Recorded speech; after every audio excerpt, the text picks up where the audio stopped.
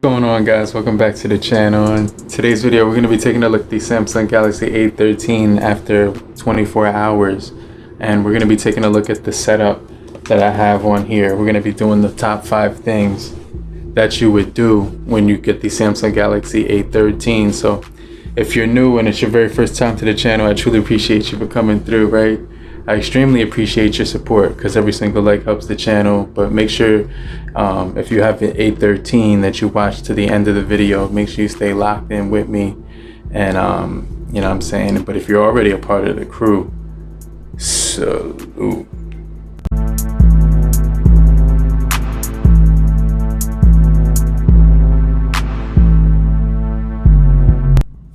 Hey, what's going on, crew? Welcome back to the channel. It's your boy Serrano. In today's video, as you saw in the intro, it's about the top 5 things that you should do when you first pick up the Galaxy A13, right?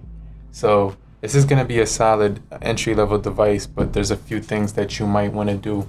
So I made a list of things that I usually do when I first pick up a device, right? We're going to get into the top 5 things that you should actually do when first buying your Samsung Galaxy A13. So let's just jump into the first thing. And the first thing that I wanted to check out on this device for the first thing was the cases, because as you can see right here, when I'm looking at the device, it has a lot of fingerprints on this material. It's almost like very repellent, not repellent, but the antithesis of that. Like, it's very absorbent when it comes to oils and fingerprints. So one of the things you want to do is you want to probably like get a case on the back, because otherwise it's just going to be looking real messy and it's not going to be a good look after a few days. So I went on here and I typed A13, and make sure you type LTE case, because if you type the 4G one, it's just going to come up, you know, like it's going to come up for the other phone. There's 2 different models, right? So I really like this Caseology Nano Pop one, but then I also like this Ringke one. And since the Ringke was 12 bucks, I actually went ahead and got it, and it's a transparent matte clear material. So it's this matte clear material, and I'll make sure I leave the cheap link down below, but this is the one that I got, the matte clear. So it's gonna be pretty cool. So that's the very first thing that I did when I first, you know, after I got my device in. I should have did that before I even ordered the phone, right? But that was the first thing I did after I picked. But if you're still here, make sure you comment down below and say I'm still here, so I know you're still rocking with me. I definitely think that would be pretty cool. Up the device. And then the second thing I did was I put an SD card in here. So a lot of the times, a lot of people with these type of budget phones, they need SD cards, right? Because if you go into the storage on here right now, and I show you guys the storage on here, let me just go into battery and device care right now, right? And then I click this option where it says storage. It said 14 used, so it said 53% used already, and it's only been a day, right? I did download this Spotify app right here, and I did download, you know, a few games on here, and I still have about, you know, 15 gigabytes left after I've done that. So what I did was, if I want to take pictures and videos, I'll put it on the SD card. So here is the SD card, and I'm going to show you guys right now. Here it is, unsupported SD card. It said right here, this message is, let me see if I can get that message to pop up again. So it has to be formatted. For some reason the text wasn't showing up, but now it's formatting the SD card, and then it says your SD card is ready to use. So I did that. So now I can use this SD card on here. So it gives me the option to look at SD card and also internal uses as well. So you can see right here that, you know, there's no I'm gonna go ahead and delete this. Oh, wait, let me see. I'll do that later on. But that's the very first thing I did, was install my SD card. So now if I go into storage, right, you saw that it had that secondary option. So what you want to do is go into camera, right? And then after you go into camera, it's going to automatically tell you that you can change storage to the SD card. So you hit change and now it's done. But if you just want to double check, you could hit the gear icon, right? Make sure you hit the gear icon. Don't forget to do that. And then scroll down and you're going to see the option where it says SD card for the location of the storage. So something that's pretty cool that I wanted to throw out there with the SD card on here. Also the case, you definitely want to have that as well.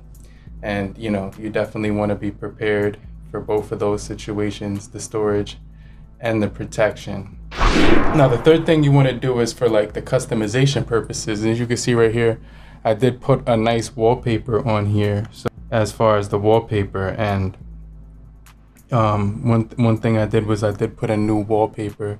So in order to put a new wallpaper, you just long hold this display right here and you click wallpapers and style.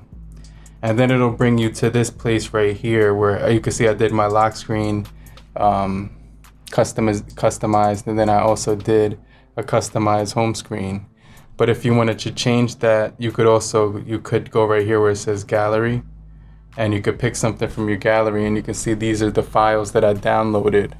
So you could download those from like your favorite social media app or anything like that. So what I did was I downloaded those, and then I went to color palette, and then I was able to tailor the background complementary colors to my personal preference. So after I did that, I hit apply, and then I just saved those features, and now you can see my drop down menu looks really cool with the green and the purple. That kind of looks like the Ninja Turtles or something, Donatello vibes right there. So I definitely think that's pretty cool. So the next thing that I did was you can see right here, I'm using the gestures right now. And one of the things you notice when you first get this device is that it doesn't have gestures. So you want to go to settings and then go to display. And this device does have some speed to it. I thought it had 90 Hertz refresh rate at first, but I didn't see that setting on the phone whatsoever. So I'm not sure. You can increase the touch sensitivity if you want to have a screen protector on board. And you can also change right here where it says navigation bar, and you can switch between the swipe gestures or the buttons. So I switched it to the swipe gesture. And then you can even erase this line at the bottom so that like it's gonna make it invisible. So if you don't want that to be there, but then you just remember you won't get the side scrolls. So if you put that back on, you're gonna see the line down here, and then you're gonna get the side scrolls. So that gives you the ability to basically multitask. So those are the main things that I wanted to show you that I did. And then I also turned on dark mode because I wanted to save battery, and you save battery easier when you have dark mode on. You also wanted to scroll down from your home screen menu like that, and then swipe all the way to the right. And then what I did was I pressed this plus button. After I pressed that plus button, I was able to add QR code scanner, NFC sync, microphone, and Dolby audio. And so you can get more options when you do that from the top right here. And you could just long hold the icon and drag it down, right? So I did that for the very first time. Then you can click these three icons right here, and it says edit icons, and then you hit done. Or you can quick panel layout. Right here you can see the layout. You can decide if you want the brightness control, or if you want this option, the device menus, such as media buttons and device controls, so, which is right here and here. And then you can also choose between having what you want on the status bar. So if you want your icons to pop up as a smart view window, you could do that as well.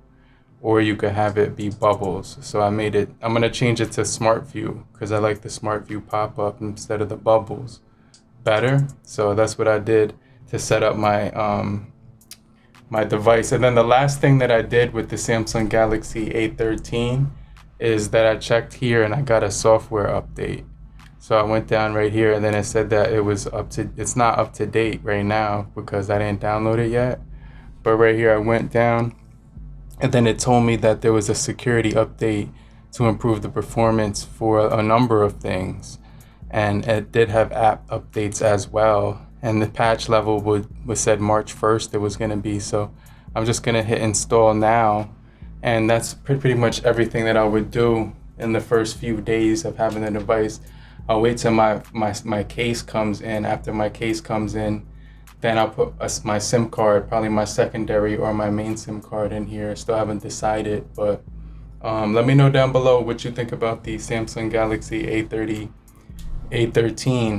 LTE. You know, this is a pretty solid device overall for the price, but I'm gonna get right back with you, and I'm gonna check you guys in the comment section down below. But make sure you guys stay locked in for more videos just like this, and make sure you watch another video right after this one. And if you're still here at the end of the video, comment down below and say I'm still here, and I'll check you guys later. I'll get right back with you later. Peace.